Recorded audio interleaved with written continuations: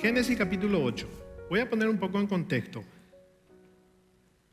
Vino el diluvio, murió toda la humanidad excepto la familia de Noé y los que estaban en el arca, ¿verdad? Los animales. Y después hay un pacto nuevo que se va celebrando entre Dios y Noé y su familia. Y en ese pacto, en el versículo 22, vemos lo que Dios habla a Noé y a partir de Noé a nosotros. Y dice, Génesis 8:22, mientras la tierra permanezca, no cesarán la sementera ni la siega, la sementera y la siega, el frío y el calor, el verano y el invierno, el día y la noche.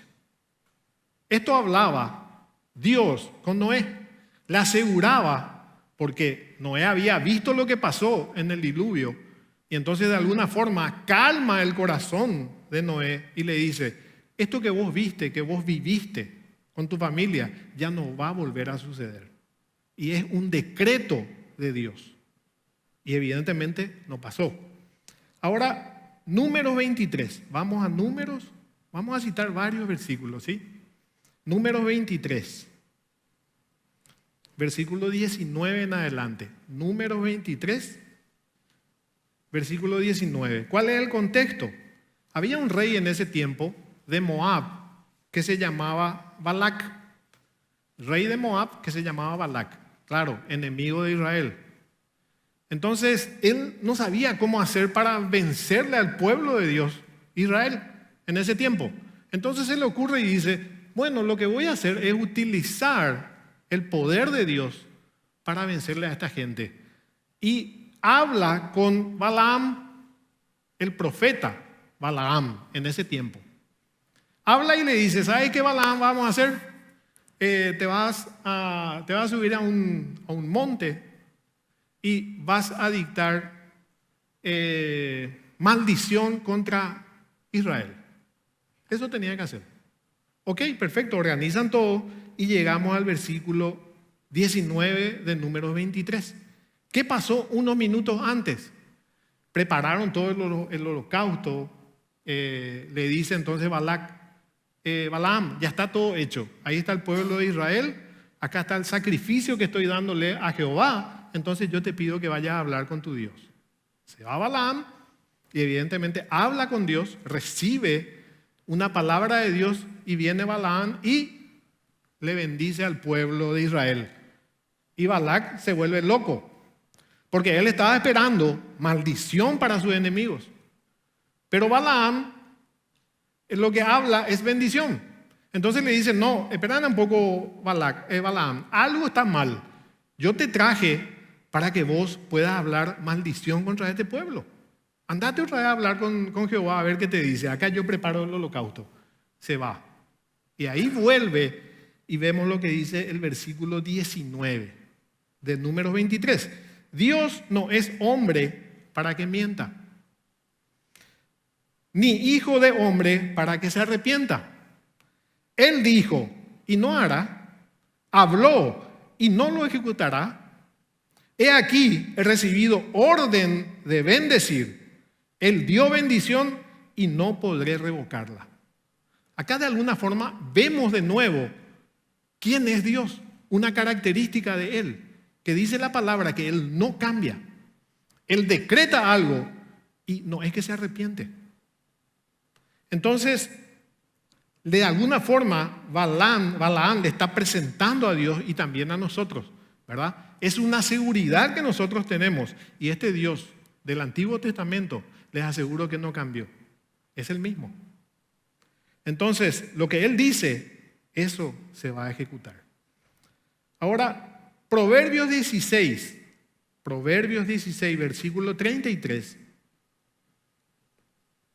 habla de echar suertes. Proverbios 16, versículo 33. ¿Qué pasaba en ese tiempo? Era así la forma en que se tomaban algunas decisiones. No se sabía qué hacer, entonces se echaba suerte. Pero en ese echar suerte se le daba totalmente la participación a Dios. Podemos ver eso en Hechos, por ejemplo, cuando le iban a elegir al sustituto de Judas. Dice la palabra de Dios que ellos echaron suerte, pero antes de eso le pidieron a Dios que Él sea el que elija el reemplazante de Judas. Y de esta misma forma es lo que de alguna forma dice Proverbios 16. La suerte se echa en el regazo, porque ellos usaban sus túnicas para poner ahí las anotaciones, 2 anotaciones. Y bueno, el que salía, bueno, esa era la elección de Dios, esa era la forma. Entonces dice, la suerte se echa en el regazo, mas de Jehová es la decisión de ella. Otra vez nos da una característica, la que estamos viendo, la soberanía de Dios en todo. Isaías 46, versículo 8 en adelante. Isaías 46, versículo 8. Les doy un poco de tiempo para que encuentren. Isaías 46.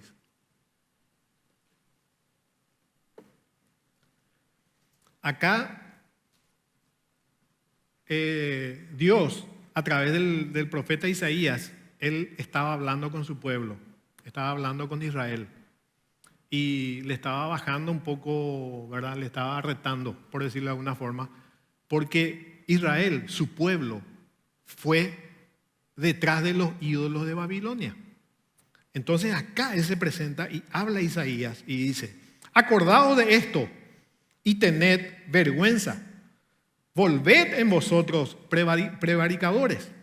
Acordaos de las cosas pasadas desde los tiempos antiguos, porque yo soy Dios y no hay otro Dios, y nada hay semejante a mí, que anuncio lo por venir desde el principio y desde la antigüedad lo que aún no era hecho. Que digo, mi consejo permanecerá y haré todo lo que quiero. Que llamo desde el oriente al ave y de tierra lejana al varón de mi consejo. Yo hablé y lo haré venir. Lo he pensado y también lo haré. Otra vez acá vemos cómo Dios se presenta. Y dice, de alguna forma, gente, yo tengo la eternidad en mis pensamientos. No hay tiempo en Dios. Y otra vez, lo que yo pienso, eso se va a hacer. Eso se cumple. En Juan 19, vamos ya al Nuevo Testamento. Juan 19, palabras de Jesús. Juan 19 era la conversación que hay entre Pilato y Jesús, ¿verdad? Y en un momento dado, Pilato le dice a Jesús, che, ¿por qué vos no me hablas? Como que no sabés quién soy. Yo soy el dueño, ahora mismo soy el dueño de tu vida. Si yo quiero, acá morís. Si yo ordeno con una palabra, vos te vas y sos crucificado. Yo tengo la autoridad, le dice Pilato a Jesús. Y Jesús le responde. Respondió Jesús, dice, ninguna autoridad tendrías contra mí si no te fuese dado de arriba. Por tanto, el que a ti me ha entregado, mayor pecado tiene. Habla de esa autoridad de Dios y le dice a Pilato en ese tiempo, que era el dueño de las vidas de los israelitas de alguna forma, le dice, no te vayas a equivocar. La autoridad que hoy vos tenés es dada por Dios. No tiene nada que ver con lo que vos sos, ni del lugar donde venís, ni la familia, ni la raza. No tiene nada que ver. Es algo impuesto por Dios para cumplir con las Escrituras. En Hechos 2, y con esto finalizamos algunos versículos. Hechos 2, versículo 23. El apóstol Pedro da su primer discurso. Hechos 2, versículo 23. Y habla de Jesús. Y le dice a su auditorio, a este entregado por el determinado consejo y anticipado conocimiento de Dios, prendisteis. ¿De quién está hablando? De Jesús. Y matasteis por manos de inicuos, crucificándole. ¿Cuál es acá el punto? Es que Dios le entregó a su Hijo por su determinado consejo. Estaba escrito, Desde el Génesis se habla de ese sacrificio. Jesús cuando llegó, cuando empieza su ministerio, es lo que siempre le decía a sus discípulos: tengo que morir, voy a padecer. Y los discípulos no querían escuchar. Pero vemos eso en todo el transcurso de los evangelios. Vemos cómo Jesús explicaba lo que tenía que pasar. Y acá Pedro pone un fundamento y dice: todo esto que nosotros vivimos, todo lo que ustedes creen que hicieron, viene de parte de Dios. Él lo determinó. De alguna forma, Él tiene el poder, tiene el dominio. Y de eso vamos a hablar hoy. Yo voy a leer la Confesión de Fe de Westminster, ¿verdad?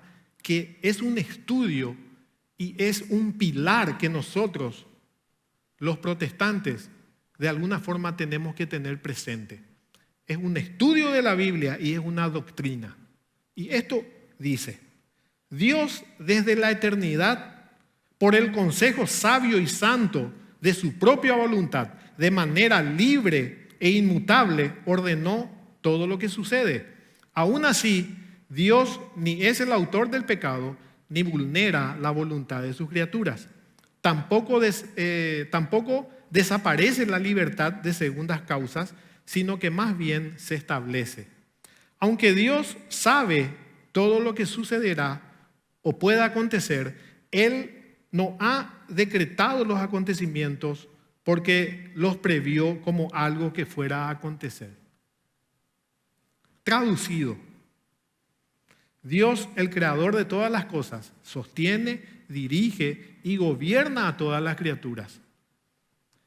Gobierna sus acciones, gobierna las cosas, desde las más grandes hasta las más pequeñas. Todo está en el gobierno de Dios, por su providencia sabia y santa, según su presencia infalible y el consejo libre e inmutable de su propia voluntad, para alabanza de la gloria de su sabiduría, de su poder, de su justicia, de su bondad y de su misericordia.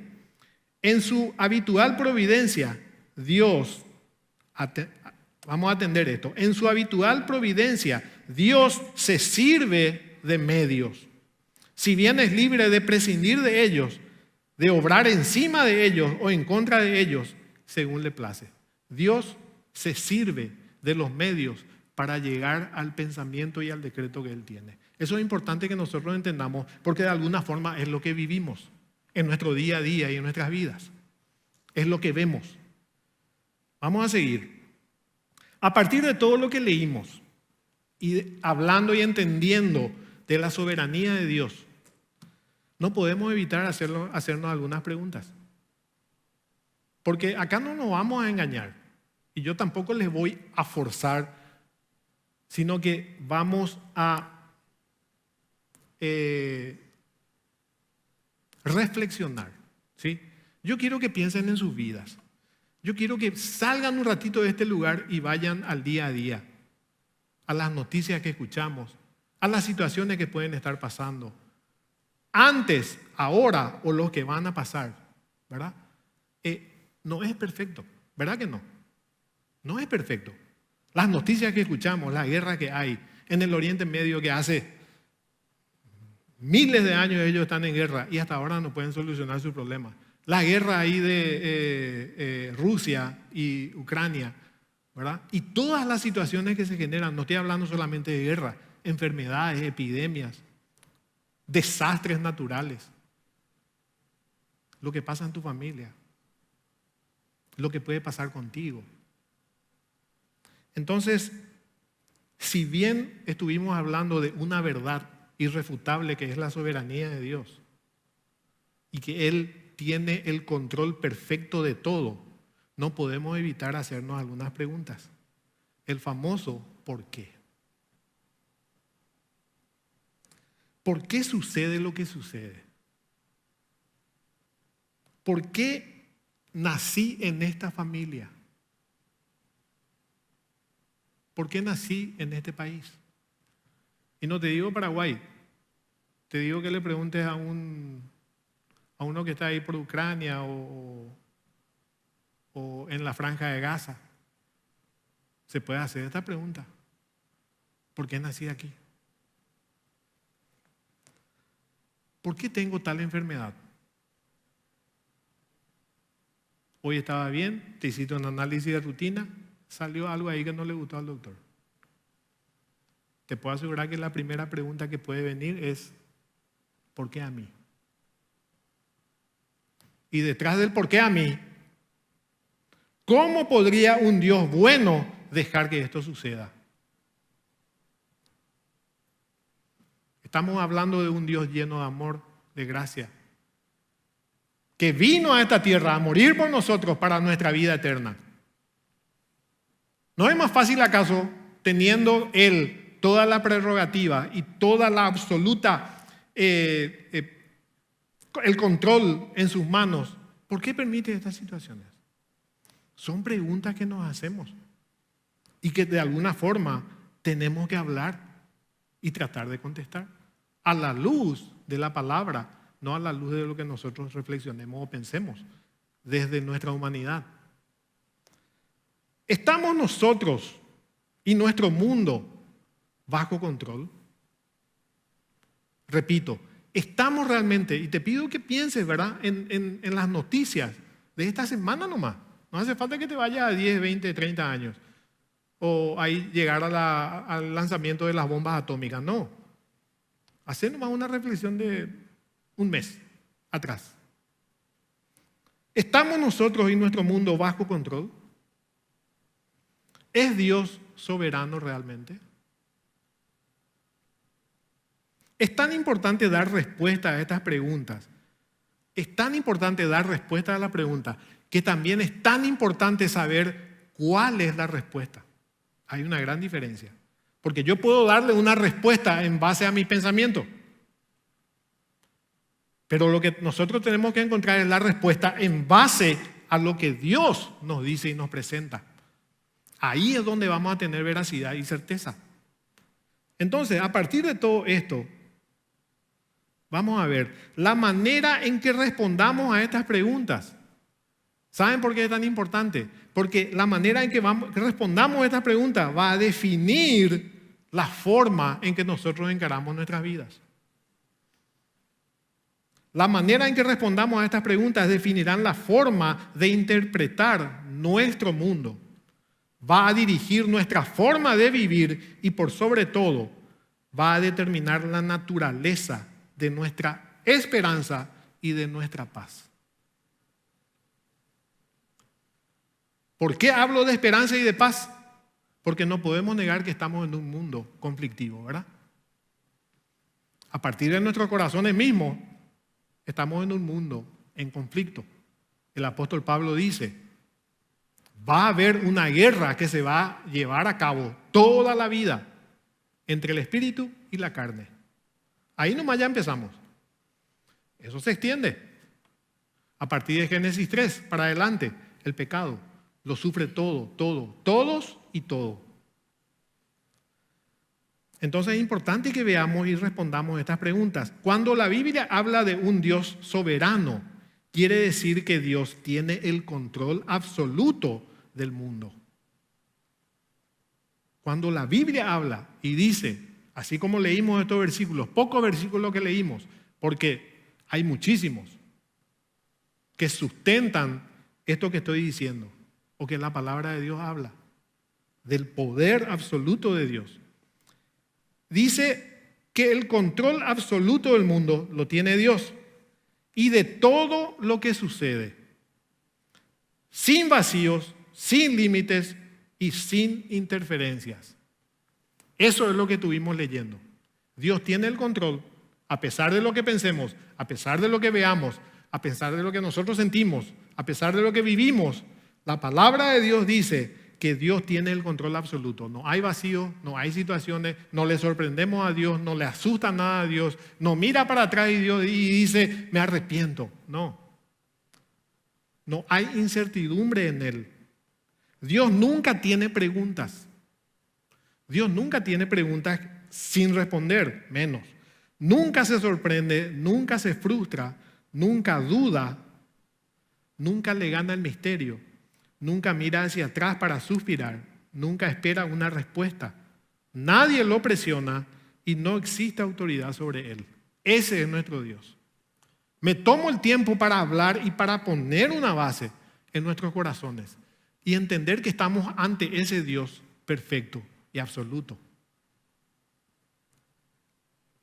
Cuando vemos que la Biblia nos muestra a un soberano, ¿a quién nos muestra? Cuando nos habla de un soberano así como estamos viendo, ¿a quién nos muestra? Nos muestra a Dios. Ese es Dios y punto. Dios es Dios.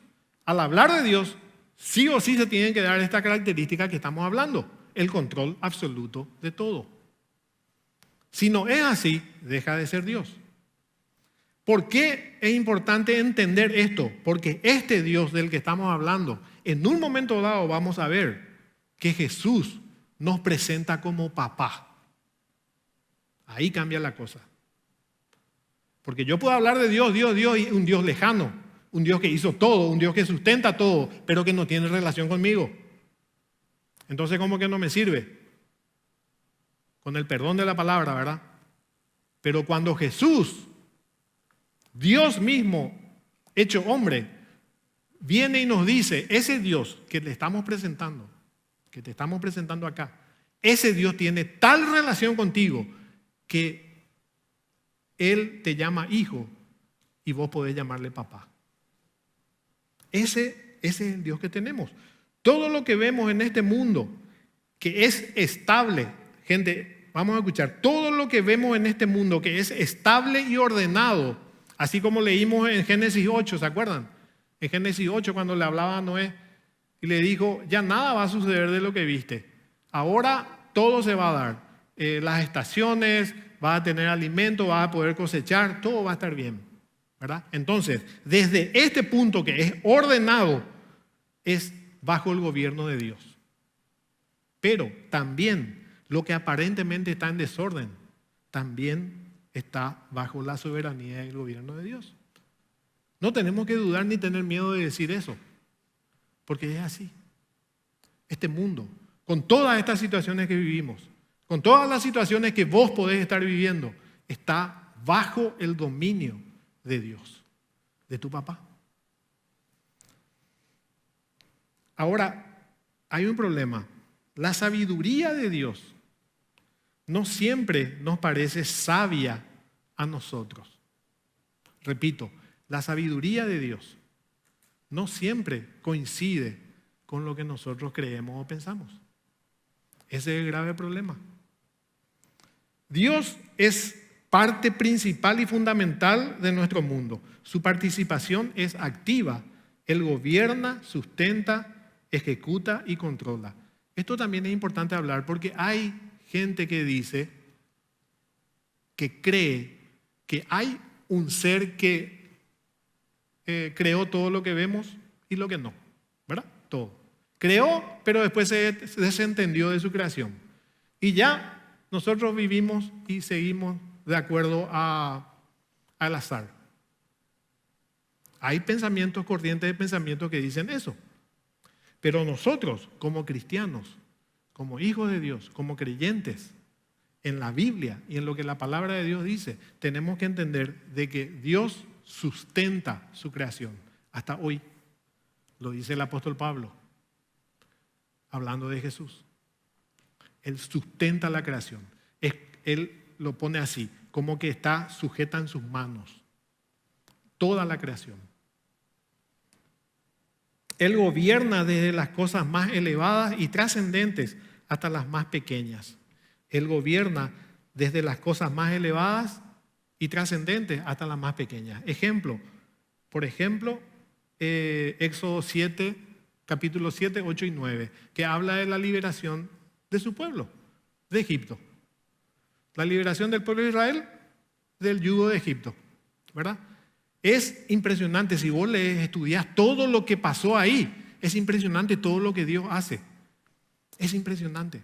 Yo me pongo a pensar de repente y digo, bueno, 40 años, ya estoy hablando después de los 460 años de cautiverio, o 400 por lo menos, ¿verdad? Donde se da una situación, ¿verdad? Un niño que nace después del decreto de un faraón que dice, bueno, vamos a matarle a todos los chicos varones. Y nace Moisés.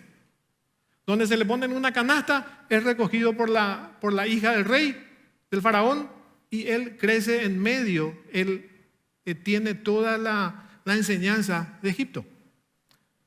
A los 40 años, él entiende de alguna forma que era libertador de su pueblo. Entendía él eso en lo profundo. Y trata de hacer a su forma, trata de empezar una rebelión. Pero después se da cuenta que no, tiene que correr. 40 años ya pasaron.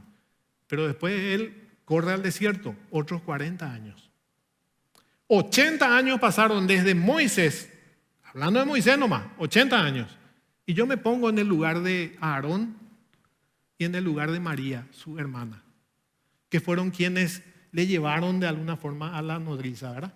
Para que le cuide a Moisés. En algún momento ellos supieron, entendían, sabían que Él era el libertador de nuestro pueblo. Y tuvieron que esperar. Pasaron 40 años. 40 años ya tiene Moisés. ¿En qué momento será que se va a levantar? Se levantó, pero mal. Tuvo que huir de. Acá estamos perdidos de nuevo, habrán dicho. 40 años Israel en el desierto. 80 años tenía cuando de repente aparece. Y después todos los prodigios, los milagros, todo lo que vemos de lo que Dios hizo a través de Moisés, con Faraón y con el pueblo de Egipto. Toda la demostración de poder que Dios hizo. Hasta que en un momento dado salen. Salen, se van. En el camino, en el desierto, se quedan frente al mar. ¿Qué hacemos ahora? Y dice la palabra de Dios que Dios dejó que se endurezca más el corazón de Faraón en ese tiempo. Y Faraón dice, bueno, ¿qué es lo que pasó? ¿Dónde están los israelitas? Se fueron todos. No, qué bárbaro, vamos a seguirle, vamos a exterminarle a este pueblo. Se levantan y se van en contra de Israel. Ellos frente al mar y atrás los egipcios.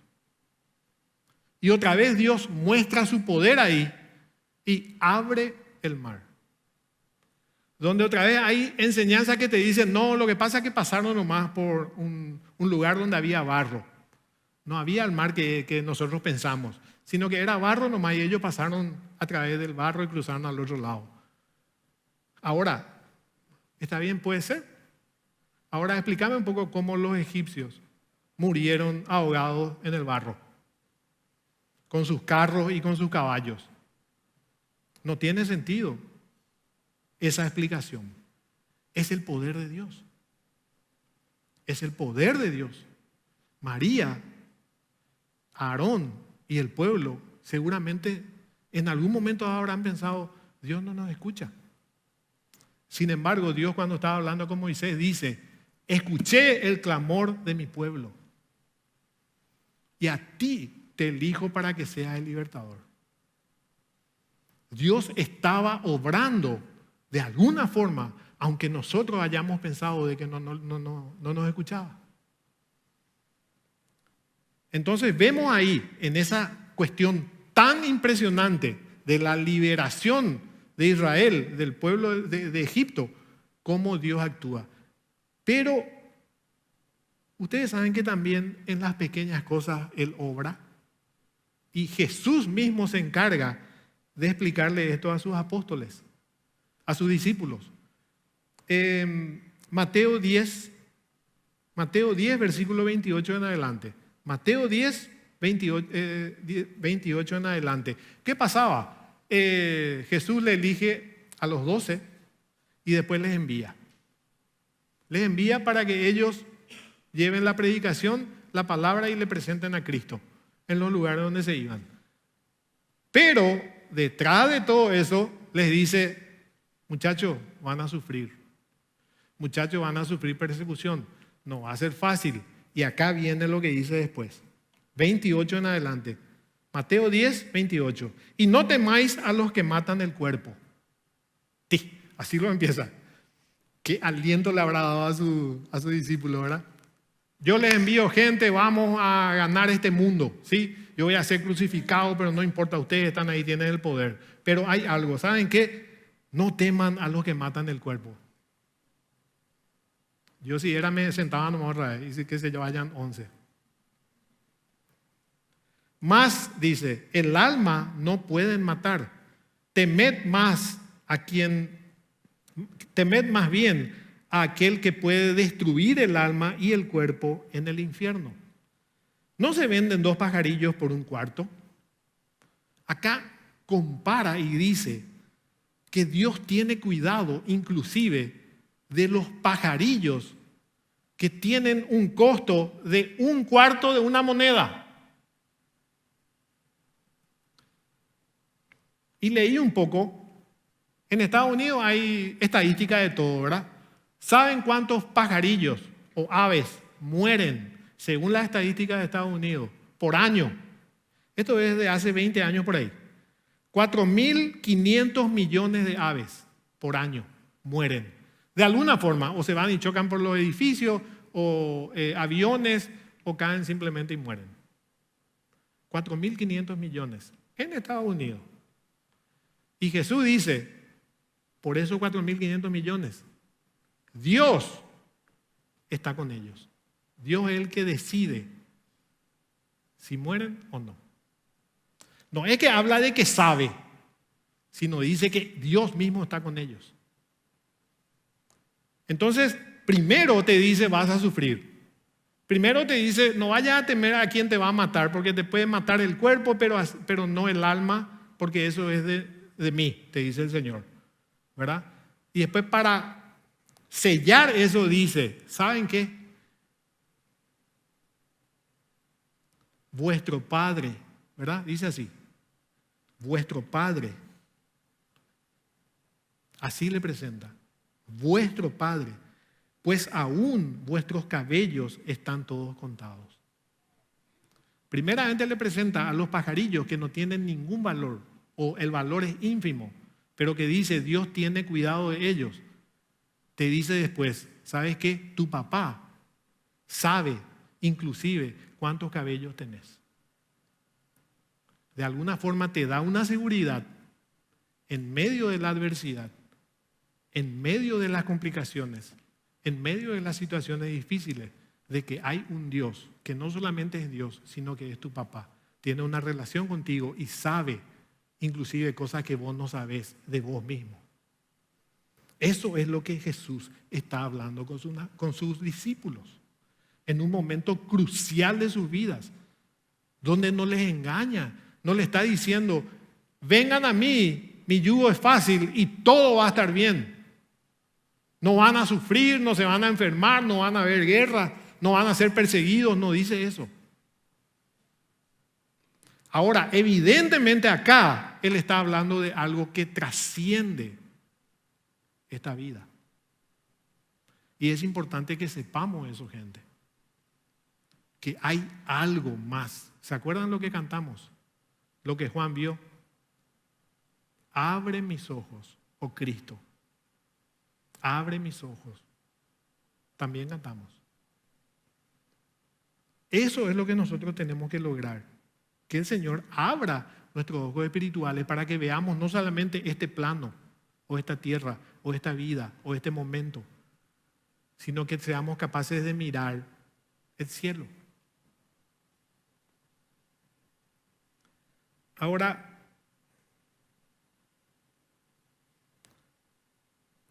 la vida diaria, en un momento, en un mundo que pareciera estar fuera de control, donde te sobrevienen dificultades, igual que a tus seres queridos y a los desconocidos, es muy complicado y difícil aferrarse a la verdad de que aquel Dios perfecto en todo tiene el control absoluto del mundo. Es difícil. Es difícil. Yo estoy acá enseñando, gente. Yo estoy acá hablando de lo que puedo sacar de un material, de estudiar la Biblia, pero estoy en el mismo campo de batalla de ustedes, la batalla de la mente. Entonces, ven cómo es fundamental que nosotros entendamos hasta el punto de no tiene que ser solo conocimiento. La teología no es solamente conocimiento. La teología no es solamente estudio que me lleva a una teoría y que yo entiendo la teoría. Dios es absoluto, es perfecto. Él es el que sustenta y Él es el que me acompaña. Ah, perfecto, yo entiendo porque estoy estudiando. Ahora, Eso tiene que ser en mi vida. Eso tiene que ser en mi práctica. Es ahí donde cambia el conocimiento que yo puedo tener de la teología y de Dios. Entonces, todo lo que estuvimos hablando antes, esa base que dejamos y que decimos, Dios es nuestro Padre, perfecto, absoluto, lo sustenta todo, nada se le escapa, no tiene miedo, no se arrepiente, tiene el futuro por delante, inclusive Él lo determina todo. Eso es lo que nosotros tenemos que creer y en base a eso tenemos que vivir a pesar de estas situaciones de las que estamos hablando.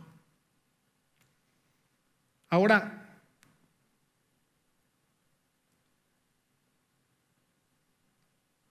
¿qué podemos nosotros esperar a partir de esto? ¿Qué podemos esperar? Vamos a vivir en paz, con confianza, con esperanza y con fe.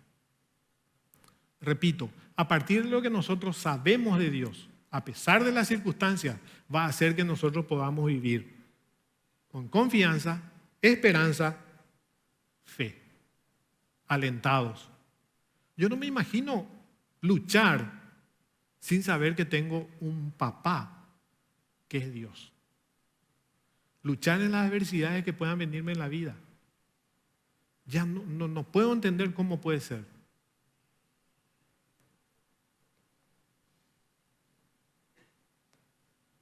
Entender esta verdad es fundamental porque nos va a dar esa paz. Ahora, esto también es importante entender. Dentro de lo que es la soberanía de Dios, dentro de lo que es todo lo que Él sustenta, sostiene y cómo Él va determinando, hay también un círculo o un ámbito de responsabilidad que es nuestra. Es importante entender esto, gente. Dentro de todo esto que estamos hablando hay una responsabilidad que es mía. ¿Qué quiero decir con esto? Por ejemplo, yo en un momento dado entendí que era pecador.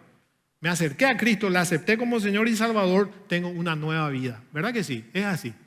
Dios mismo vive en mí. Y Él me dice, bueno, listo, desde ahora vamos a caminar un camino de santificación. Y en ese camino de santificación, el Espíritu Santo es el que obra en mí. Y Él me lleva a toda verdad. Él me va explicando en mi espíritu todo lo que yo de repente no puedo entender. Hay cosas que yo no sabía, no entendía, no podía saber de la palabra de Dios, que a partir del Espíritu Santo que mora en mí, sí lo entiendo. Entonces así voy caminando. Ahora, ¿qué yo tengo que poner? Obediencia, por ejemplo. ¿Qué tengo que poner? Tengo que conocerle a mi Dios. Lectura, estudio. Tengo que recibir las bendiciones que el Señor me ofrece. ¿A partir de qué? De lo que estamos haciendo acá. Tengo que congregarme. Tengo que conocerle a los hermanos que caminan conmigo con una misma visión y que me van a alentar y yo voy a hacer lo mismo y vamos a seguir caminando. Porque estamos en un mundo complicado, ¿se acuerdan? Bueno, todo eso tiene que ver con lo que yo pueda hacer. Estoy hablando de lo espiritual y de la fe. Vamos a salir de eso y vamos a lo cotidiano, a nuestra vida. ¿Sí? Yo digo, me enfermo. Hay enfermedades que vienen porque no me cuido. Yo no puedo pretender ser un tipo sano que todo el día, toda la noche está farreando. Asado, alcohol, mujeres, excesos. Tengo 20 años. ¿Cómo les parece que voy a estar a los 60?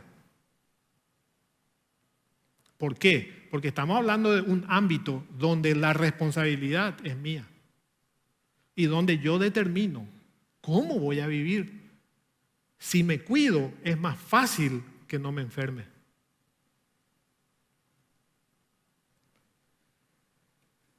Ahora salimos del ámbito del ejemplo de enfermedades, no da gusto, ¿verdad? Bueno, vamos a otro ejemplo, en lo económico, ¿sí? No me sale nada. Yo me preparé, estudié, no me sale nada. Ah, perfecto, ese es un ámbito que vamos a hablar después. Ahora, no te preparas, no estudias y vos querés ser un empleado top, como escuchamos por ahí, top. Querés tener un sueldo en dólares, pero vos no tenés el sustento ni la capacidad como para tener eso. ¿Y le culpás a Dios? Yo creo que tenés que prepararte, que tenés que utilizar todos los mecanismos y todo lo que tenés a tu alrededor para poder ir escalando, ¿verdad? Y llegar a ese momento. Mi empresa quebró. ¿Y por qué quebró? Tenemos que hacer esos análisis también, gente. ¿Por qué? ¿Qué pasó? Me alié con alguien que no convenía. Ahí cambia la cosa. El ámbito tuyo es la responsabilidad que vos tenés. Vos tenías que haber sabido con quién te estabas aliando. Un gran estafador había sido y te jodió la vida.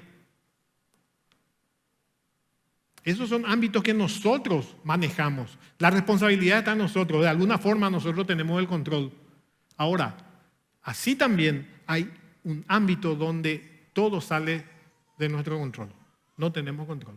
Por ejemplo, viene una enfermedad que no tiene nada que ver con el cuidado que yo pueda haber tenido o no.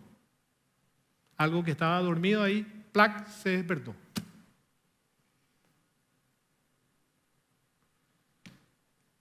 Abro mi empresa, todo bien cuidado, mis impuestos al día, todo espectacular, les cuido a mis personales. ¡Pac!, una guerra en el país donde yo abrí la empresa. Escapan a lo que vos puedas hacer. Y así podemos tener ejemplos de ese ámbito de responsabilidad nuestra y del ámbito donde ya sale de lo que nosotros podamos hacer. Ahora, ¿qué pasa? En ese ámbito donde nosotros no tenemos forma de combatir, es donde tenemos que entregarle a Dios esa lucha.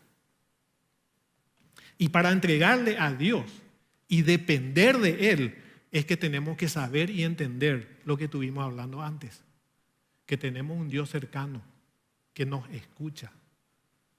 Que a pesar de que podamos pensar de que está pasando y pasando y pasando el tiempo, así como pasó con María y su hermano Moisés, el Señor está escuchando y está obrando. Y puede estar pasando esa situación para una enseñanza, para un crecimiento, para mostrarte algo, alguna cosa. Lo único que te puedo asegurar es que hay propósito en esas situaciones que uno pasa. Si es de Dios, hay propósito. Y uno de esos propósitos es llevarnos a la humildad. Humildad. Vamos a ser humillados. Cuando pasamos por esas situaciones en las que estábamos diciendo, tenés una enfermedad donde realmente muchos tenemos que humillarnos. Hasta el punto de llegar a una humildad. Humildad. De depender de Dios y de entender de que nosotros ya no podemos hacer nada, dependemos de lo que Él haga. Por nuestra parte, sigo luchando, pero Dios es el que va a estar delante mío. Eso te da humildad. ¿Y qué te lleva? ¿Qué hace un corazón humilde? Adora de una forma diferente. ¿Qué hace un corazón humilde? Es agradecido. Es agradecido. Cuando pasás por una enfermedad complicada, cuando tu vida estuvo en riesgo, te aseguro que la forma en que después de eso vas a ver la vida va a ser diferente. Vas a agradecer cada día, cada mañana que te levantas y vas a ver toda la creación de Dios de una forma diferente. Es lo que pude leer en libros que hablan de testimonio de gente que pasó por cáncer. Entendí que no le daba la prioridad a mi familia. Entendí en ese tiempo que lo único que yo necesitaba era hablar con mi hijo, con mi esposo, con mi esposa, tener una relación con Dios. De eso hablan. No se preocupan de otra cosa. No dicen, dejé de estudiar esto, lástima que no me fui de vacaciones a tal parte. No. Son las prioridades las que van saliendo a partir de esa humillación. El corazón humilde es obediente. El corazón humilde es servicial y es amoroso. Cuando pasás por esas luchas, cuando pasás por esas situaciones complicadas, cuando vences de acuerdo a lo que Dios dispone, te aseguro que vas a estar dispuesto a acompañarle a otra gente que va a pasar por esa misma situación.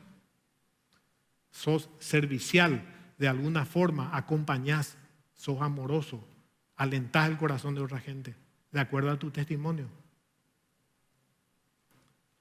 Ahora, siempre vamos a enfrentar confusión.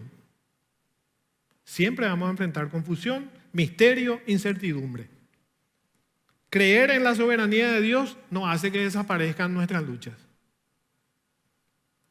Pero, como les dije, hace que podamos acudir realmente a quien nos puede ayudar, sustentar, alentar y fortalecer, que es Dios. Esa es la diferencia. Ahora, ¿qué también vemos dentro de lo que es la humildad y lo que el corazón va generando? ¿Se acuerdan? También hay gozo. Dentro de la adversidad y de las situaciones complicadas, hay gozo en mi corazón.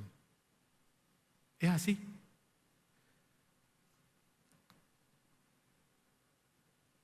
También esas situaciones nos llevan a que podamos orar.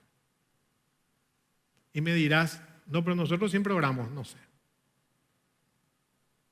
sé. Ahora estoy pasando una situación con mi hijo. 15 años tiene. Empezó a dolerle el costado, el hombro, 28 días estuvimos internados. ¿Riesgo de vida hubo? Sí. Hay secuelas de lo que pasó y estamos en eso. Les aseguro que no es que no oré más, sino que ese encuentro con Dios que tuve en todo ese tiempo es totalmente diferente a lo que pude haber vivido en toda mi vida cristiana. Porque de alguna forma te acercás a Dios humillado. Te acercás a Dios entendiendo que no podés hacer nada, que dependés totalmente de Él y buscás su rostro. Una palabra que sale de su Biblia es como un manantial. Quiero que te imagines, estás en el desierto, una semana sin haber bebido una gota de agua. Y después viene alguien y te ofrece un vaso de agua. Bueno, eso es. En los tiempos complicados, difíciles, donde vos te acercás en oración al Señor, es de esa forma como te acercás a Él, sediento, buscando la respuesta de tu Dios. Entonces, ahí es donde vamos aprendiendo realmente la relación que tenemos que tener con Él. Y no digo que todos tengamos que pasar por estas situaciones. Estoy tratando de encontrar el propósito de Dios, ¿se acuerdan?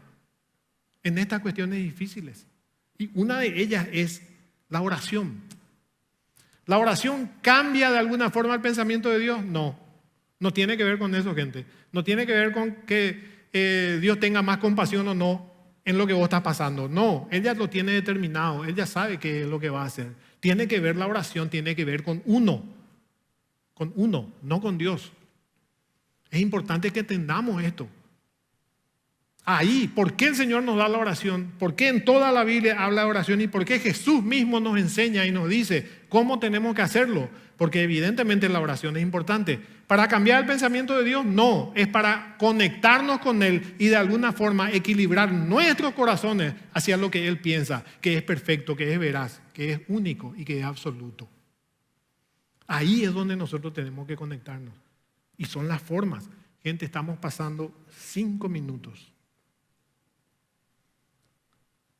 Para terminar, yo quiero leer con ustedes un salmo. Lastimosamente ya no voy a poder desarrollar este salmo, que es el salmo que le regalé a mi hijo en estos tiempos en el que estuvimos internados. Y le pedí que se memorice y después vamos a hacer un estudio de este salmo. Y quiero compartir con ustedes, si me permiten. Vamos a perder, por decirlo, ¿verdad? Perder no es perder. Leer la palabra de Dios no es perder. Pero vamos a pasar 2 minutos y pueden pasar la gente de alabanza. Salmo 66. Salmo 66, versículo 8 en adelante. Salmo 66, versículo 8 en adelante. Bendecid pueblos a nuestro Dios y haced oír la voz de su alabanza. Él es quien preservó la vida a nuestra alma y no permitió que nuestros pies resbalasen. Porque tú nos probaste, oh Dios, nos ensayaste cómo se afina la plata, nos metiste en la red, pusiste sobre nuestros lomos pesada carga, hiciste cabalgar hombres sobre nuestra cabeza. Pasamos por el fuego y por el agua y nos sacaste a abundancia. Estaré en tu casa con holocaustos, te pagaré mis votos. Esos votos que pronunciaron mis labios y habló mi boca cuando estaba angustiado. Holocaustos de animales engordados te ofreceré, con sahumerio de carneros. Te ofreceré en sacrificio bueyes y machos cabríos. Venid, oíd todos los que teméis a Dios, y contaré lo que ha hecho en mi alma. A Él clamé con mi boca y fue exaltado con mi lengua. Si en mí hubiese yo mirado a la iniquidad, el Señor no me habría escuchado, mas ciertamente me escuchó Dios. Este es un salmo que habla del padecimiento del pueblo de Israel, a pesar de que tenía un Dios que les llamó a libertad, porque el Señor tenía que tratar con su pueblo, con sus corazones. Y entiende el salmista y dice: nos hiciste pasar por situaciones muy difíciles, muy complicadas, para que realmente en esas situaciones complicadas podamos levantar nuestra vista y conocerte realmente como eres.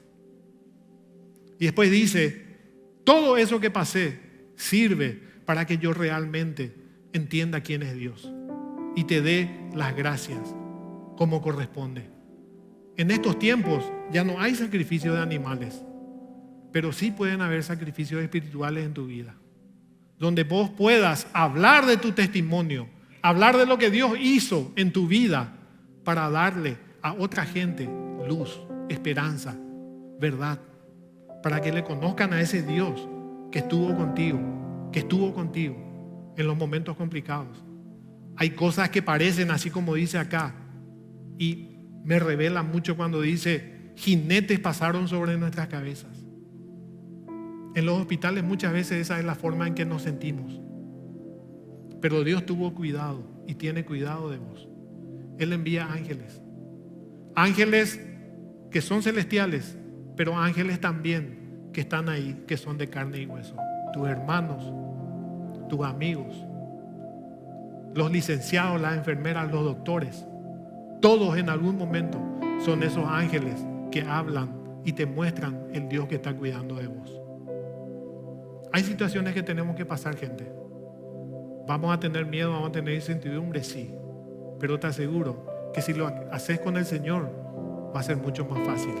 Porque Él, aparte de hacerte pasar por esas situaciones, tiene un propósito eterno y más elevado en tu vida. Amén, gente.